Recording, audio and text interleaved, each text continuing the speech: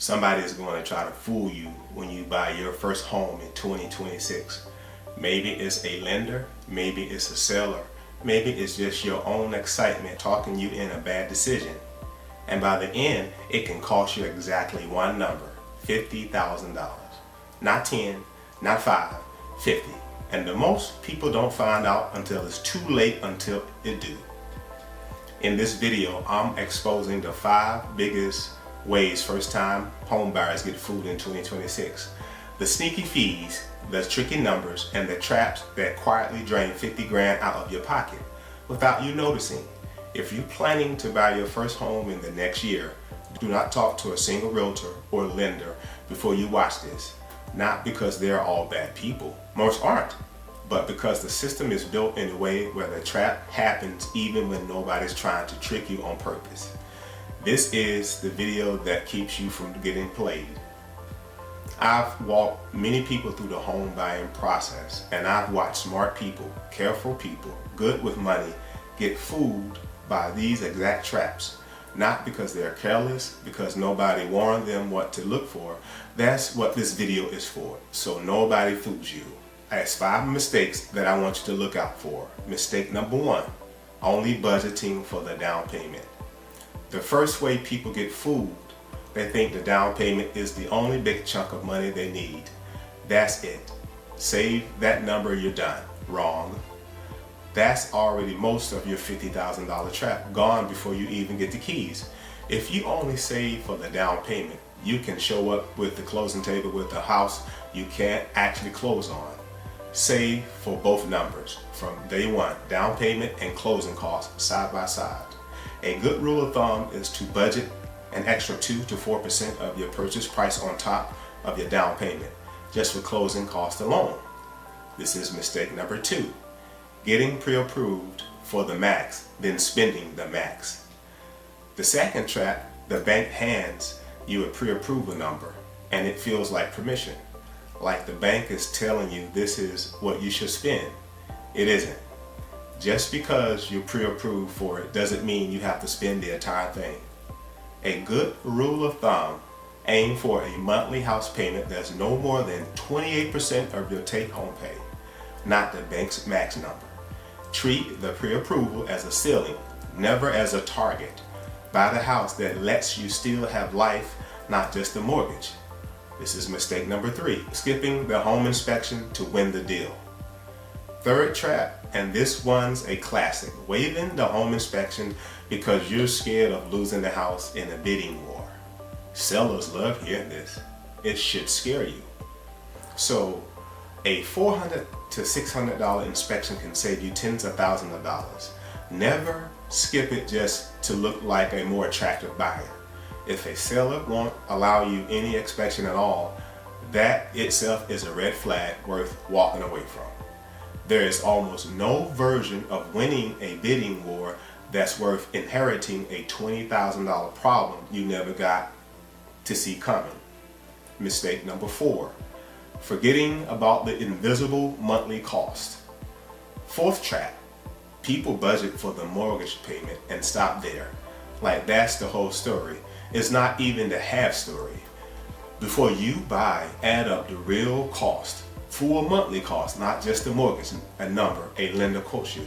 If that full number stretches you thin, the house is too expensive, even if the bank approves you for it. Build a small maintenance fund for month 1 so the first surprise repair doesn't go straight into your credit card. Mistake number 5, not shopping around for your mortgage rate. The 5th trap, the family trap, is the sneakiest. One on this list, people take the first mortgage rate they're offered because shopping around feels like a hassle. Get quotes from at least 3 lenders before you pick one. It takes one afternoon and it can save you tens of thousands of dollars over the life of the loan. Ask each lender for the same thing, a loan estimate with the same rate lock period. So you're actually comparing apples to apples instead of getting quietly steered by different terms. I got a bonus trap for you, mistake number 6. Trusting a verbal promise instead of getting it in writing, because this is the one that actually earns the word scam. Someone tells you something verbally, you believe it, and it never makes it into the contract. A seller says the roof was redone 2 years ago. An agent says, don't worry, we'll get that fixed before closing. And lender says, your rate is locked in, don't worry about it. None of that means anything if it isn't written into your contract, your inspection report, or your loan documents. Verbal promises are not legally binding, and in a fast-moving deal, people count on you being too excited or too tired to double check.